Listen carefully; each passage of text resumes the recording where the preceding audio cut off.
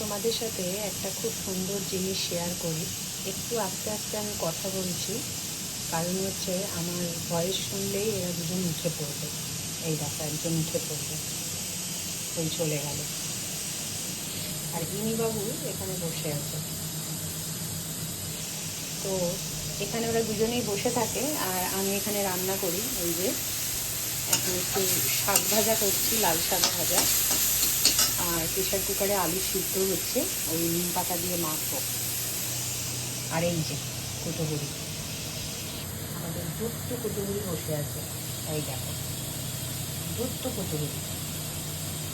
ও সারাক্ষণ আমার সাথে সাথেই থাকে, আমি কোথায় যাচ্ছি না যাচ্ছি, কী করছি।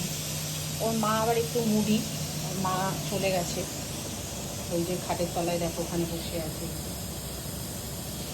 ও আবার একটু মুডি, ওর মুডের ওপরে সব কিছু নির্ভর করছে, কিন্তু ওটা আমার সাথেই থাকে।